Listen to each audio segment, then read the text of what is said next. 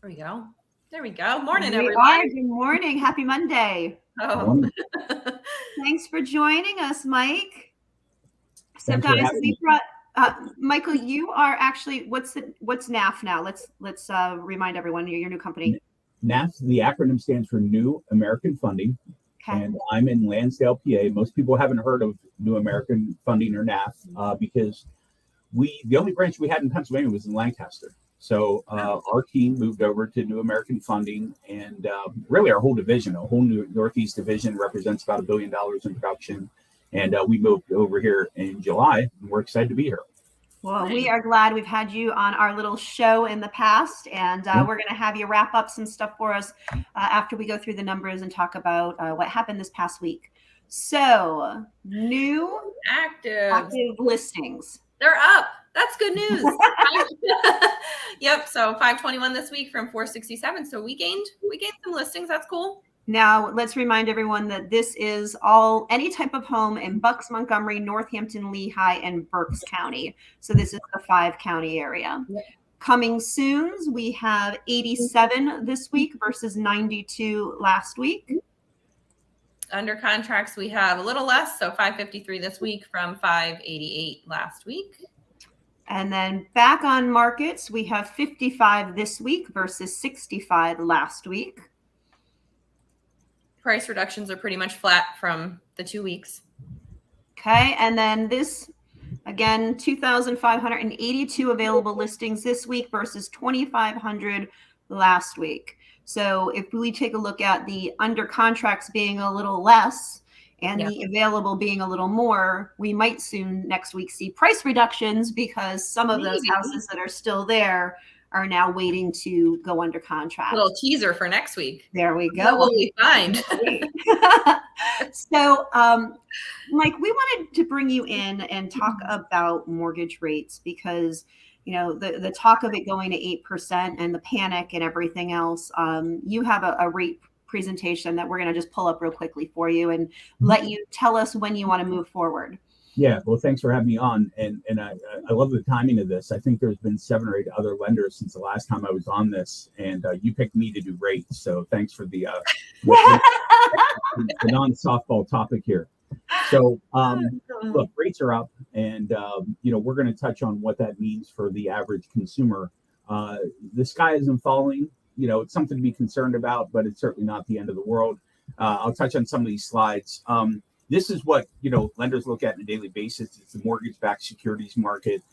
Those dates are going to be a little bit hard to see, but you're going to see that pretty much around Labor Day is when mortgage-backed securities market really started to worsen, and that's really when Powell spoke, the Fed Chair Powell, and just said that rates are going to be higher for longer, and that wasn't perceived in a favorable fashion. If you go to the next slide, it's literally the inverse of what we're looking at. That's the 10-year Treasury, and you can certainly see that that's going up. And if that's going up, that's the direction that rates are going. Because on the next slide, you're going to see that the 10-year and the 10 years at the bottom, and then the 30-year fixed rate is above that. And you can see that as one moves, so does the other. And that is normal. So if you want a good predictor as to what direction mortgage rates are going, I would say look at the 10-year. The only difference is if you look at those two lines, let's just say in this year, the spread's gotten wider. And what that means, that's also compounded to higher interest rates. And I think on the next slide, I touch on that a little bit as to what's going on. So what's causing this? Inflation started in 2022. And mortgage rates followed inflation. So if you're thinking, well, Mike, inflation's starting to come down now, so why aren't interest rates? Well, there's some other factors that are out there. One is the Fed has increased the Fed fund rate, and that's not a direct impact on mortgage rates. The Fed fund rate is what one bank charges another bank for overnight lending. So it affects your credit cards, your car loans, your home equity lines of credit. It's not a direct reflection on mortgage rates, but psychologically, people hear that rates are going up and they think it applies to mortgages. Last year, the Fed stopped buying mortgage-backed securities. That definitely had an impact because they were the biggest buyer of mortgage-backed securities, and that brought comfort to the interest rate market. The other thing that happened this year is we had a couple bank failures. And some of those bank failures, what happened is they had a run on the banks, and the banks, they had plenty of assets, but they were locked up in mortgage-backed securities. That's not a liquid asset. So what happened was MBSs started to get looked upon unfavorably, even though they're a great long-term asset, but it caused some bank runs. And that's why I think you see that spread starting to worsen earlier this year is because of bank failures. And then what happened in September, as we pointed out, Fed members started to state that rates were going to stay higher longer. And then unemployment numbers came out last week. On Friday, they beat expectations, which means more people were working, which you would think is a positive thing. Mm-hmm. But, you know, if you take a look at what the Fed's trying to do, we really believe that, you know, they want to see more people unemployed. They want to see more pain in the economy, unfortunately. And then that's when they're going to pivot. So that's a little bit about what's causing this. What does this mean? You know, your interest rate simply dictates what your monthly payment is. And I think a lot of people get hung up on what the rate is without knowing exactly what it does to their payment. Right. So what I put together here is simply a $400,000 loan amount. And for every half a point movement in rate, the payment only adjusts $135 a month. And I'm not saying that's a small number, but it's not like the sky is falling that if you're buying a $400,000 house and rates, you know, and let's say in the last 30 days have gone maybe from the low sevens to the mid sevens, or, you know, quite possibly 8%, you know, you're looking at an adjustment in payment that's still manageable, typically, if you're buying a $400,000 house. Right. That's so important. Pay attention to the monthly payment. We say it all the time. Right. You got to count on having it for the duration. Like, we don't know when it's turning around. Yep. Count on the monthly payment. So, Michael, you had actually wanted to talk about one other thing that you had inquired about with us. And so I'm just going to let you ask it, say it, and go with it. With the price reduction? Yes. Okay, Yeah. So if you could just go back to the slide, I have some visuals. Is that possible? Yep. Yeah. Okay. This one here? Yeah, go to the next slide. There we go. So real quick, what's going to reverse all this? Inflation is going to come down. Fed members need to just watch what they say about the economy and rates. Unemployment numbers increasing. I touched on that one.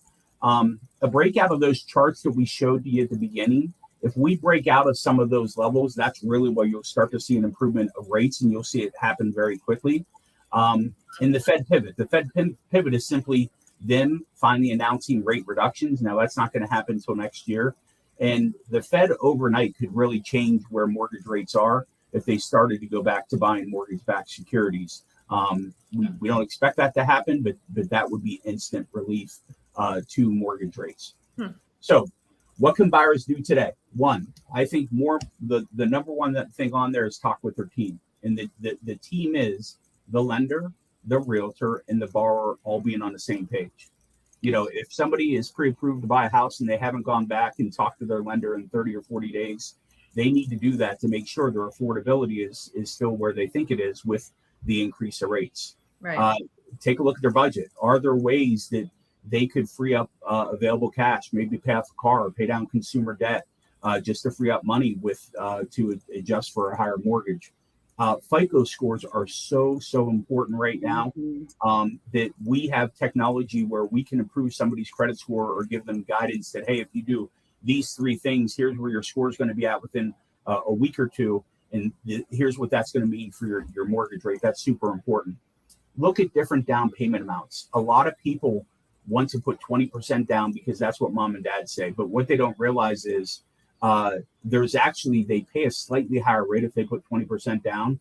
And if they put 15 or 25% down, they actually get a little bit of break in interest rate. And then seller funded buy downs is what we're going to talk about on the next slide. But more importantly, this is temporary. Rates are going to improve. It's a great time to buy. And what we're seeing is, you know, a nice house isn't seen as many offers right now because people move to the sidelines because of what happened with interest rates. So, you know, if you're a buyer out there, now's the time to move. But here's what I want to talk to about the seller funded buy down. I see a lot of people will do price reductions on a listing right now, but there's other strategies out there that I think could help attract more interest in that property. And it's a seller funded buy down. It's simply what it is. This is a 2-1 buy down. So on the far right, you're going to see, and I did this presentation a little while ago. So it's a $760,000 purchase. It's 10% down money. And let's just say the rate back then was 6.99%. Well, a 2-1 buy down means the first year that they're in the house, their note rate, we're going to calculate the payment 2 points less than that. So we would calculate the payment at 4.99%. That means that payment's going to be about $878 less for the first 12 months that they're in the house. That's massive savings to somebody that's out there looking to buy. What happens on the 13th month, it goes from the 2 buy down to the 1 buy down. So instead of 6.99%, you're at 5.99%. The savings still is there, about $500 or $450 a month. And then what happens at the start of the 25th month, that's where you're back to the note rate of 6.99%. Now, how this is funded is from the sellers. It's a credit from them, almost similar to seller's assist. So they could either lower the sale price of the house, or they could offer this incentive. In this case, the outlay for the seller would be about $16,000. Year one's $10,536. Year two's $5,388. You add those two together, that's how much seller's assist they would need. But this is a $760,000 house. That's a 2% reduction in price, or a 2% seller's assist. So again, it's different ways to attract people back into the market. And again, if we focus on payment, not price, that's where this seller funded buy down strategy really can attract new people to listings that are out there. I'm going to give a quick pitch to NAF. We have a 5-year rate reduction guarantee. So if rates improve within the first 5 years in their home, we are going to waive traditional costs to refinance that. NAF also services 97% of the loans we close. So it makes a refi super easy, because we're simply going to take their escrow account from their old loan, apply to the new loan. So the costs associated with the typical refi doesn't exist at NAF, because we service our own loans, and then we also have the 5-year rate reduction. Perfect. Thank you. Well, thank you so much for coming on and talking to us today. Good. Any questions? No, I don't think so. You gave us a lot of information. That was awesome. Well, and I think what's more important, guys, is that when this is now posted after the fact, you can type your questions in to the comment section. And Mike is recently now on Facebook, so he can answer you directly. Were you not on Facebook? He was not on Facebook, but he is now. He is now, so that's all that matters. Though. If somebody's asking me questions, let me know. So guys, if you have questions, let us know. We'll get them over to Mike. And if you want us to hear about anything next week, let us know as well. But have a great week, guys. We'll talk to you soon. Thank you.